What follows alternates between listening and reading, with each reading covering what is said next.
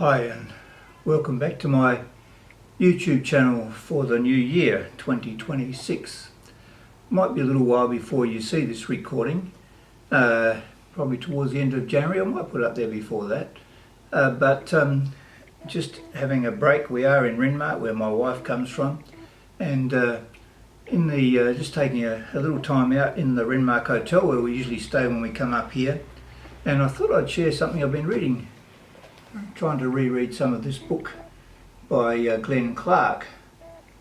You might know of it. It's called I Will Lift Up Thine Eyes. And Pastor Roland J. Brown of Recovery fame, he wrote a wonderful book on prayer, healing prayer, called Recovery.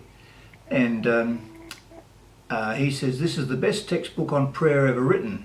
Now this was written quite some time ago, but Clarke is very well known in some circles, particularly the Camp Farthest Out movement, which you'll find some of the speakers from that movement on my YouTube channel and on my Going Deeper with God channel. So look out for some of those. But this I've tried to talk about on my blog and on my YouTube channel before about the role of the Holy Spirit in the subconscious mind. And this is where I first started hearing some of these ideas through Clarke, or through my minister Frank Hunting, who was also quite a fan, if you like, it's the wrong word, of Clarke's teachings, and on prayer in particular. So there's a thing called, and in fact I've got something on my channels somewhere about Hinds feet, and allowing our subconscious mind to track with our conscious mind. Anyway, I'm going to read a little bit from this.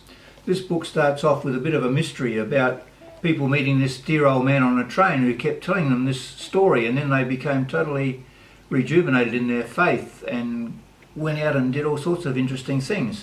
So Clarke heard these stories from these about three other people. He starts off in the front of this book, and he talks about how they kept telling him what this old man had said to them on the train, and then just when they were about to tell him what he really said, then they had to go somewhere else. So eventually he bumped into this same man on the train, and I won't read out the encounter he had with the man, but I'm just going to read out his reflections on 9 years later after he saw this old gentleman.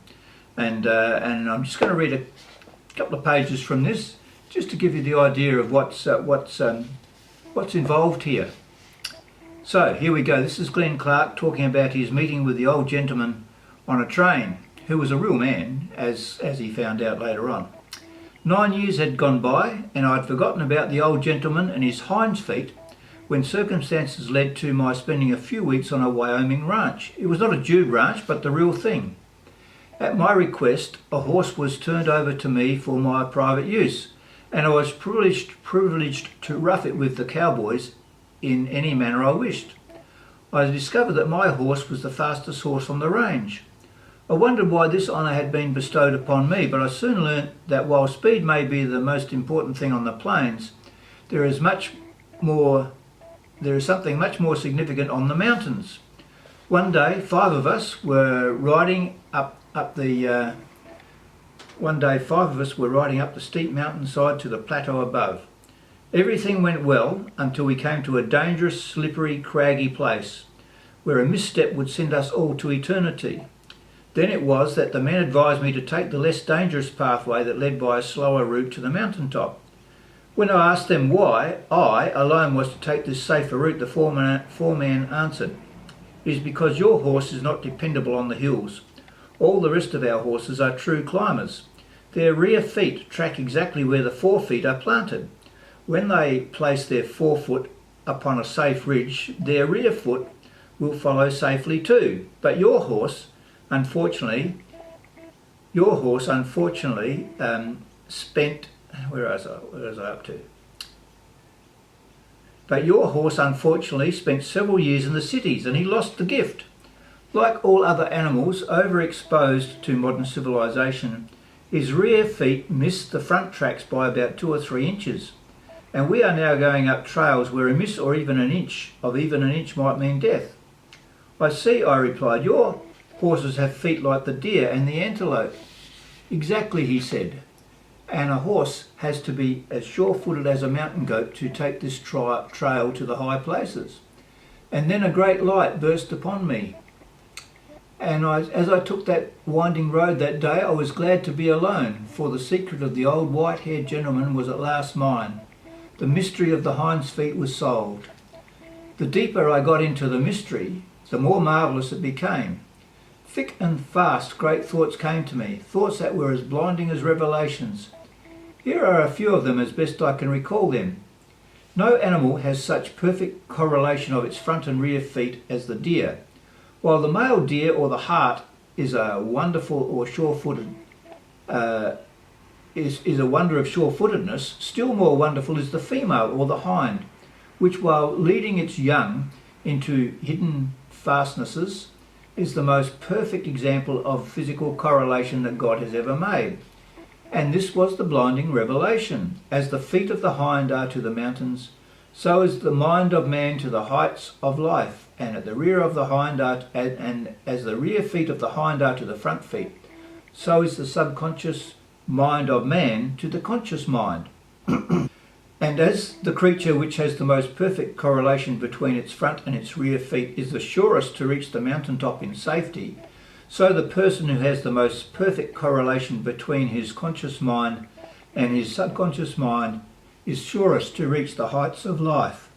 And he maketh my feet like hinds' feet, and setteth me upon my high places.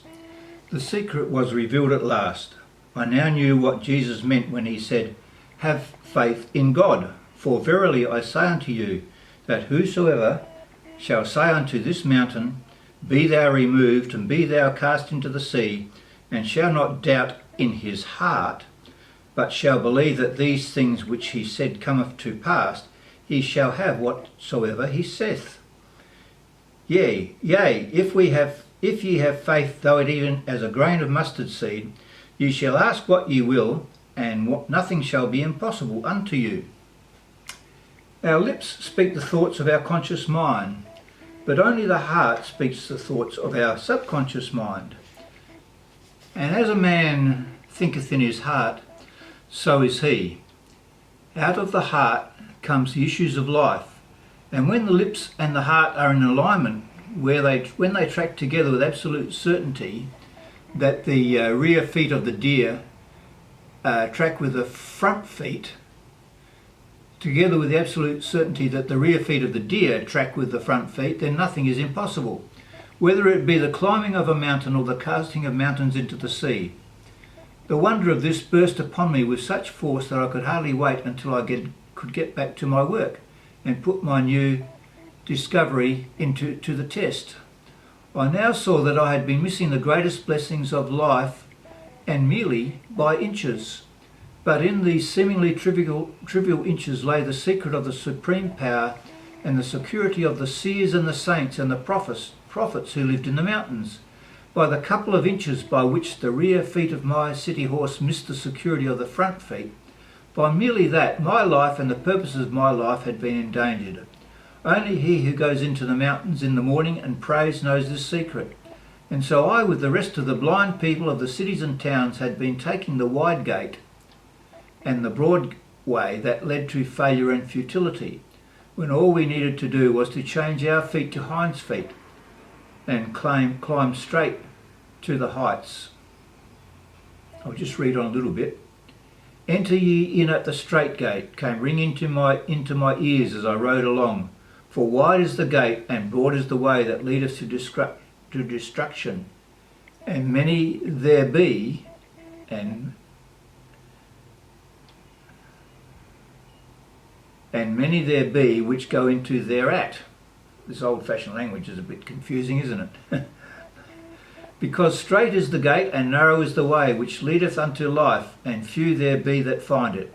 But he who has made his feet into hinds' feet will find that climbing this narrow way is not so hard as many think. I have found the way, my soul was singing, but I knew I must not get excited. Much hard thinking, and still harder work was to be done. Where did my conscious mind and subconscious mind track together? This is one of the first questions to be answered. How many things had I done with all my strength, with all my mind, with all my heart, and with all my soul? In other words, with all 4 feet. Pitifully few. I had to confess to myself, had I spent so many years in the cities of materialism that my feet, like the feet of my horse, had lost their secret of correlation.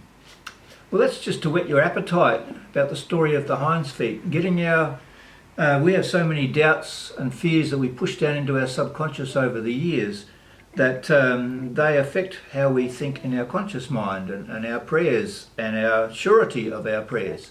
So this is just to whet your appetite to follow this line of thinking, and maybe get hold of the book and some of Glenn Clarke's other books. Maybe look at some of the things I've already written about this on my blog or YouTube channel, and maybe look at the Camp Farthest Out YouTube channel, where they've got a huge collection of all the past speakers to that group, and there's a young man, well, he's younger than me, gradually putting all of those up onto YouTube, and you'll find talks by Glenn Clarke there as well.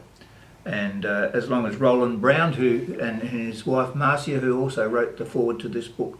So thanks for watching, and start exploring some of these ideas as you progress through 2026. We talk about New Year's resolutions. It might be a good New Year's resolution to just explore prayer, and the prayer the way Jesus taught us, which is what Roland Brown also, he used to run these school of prayers, as did Frank Hunting, and a lot of that material is on my channel as well. So thanks for watching. Like if you like, subscribe if you wish, and I'll see you in the next video.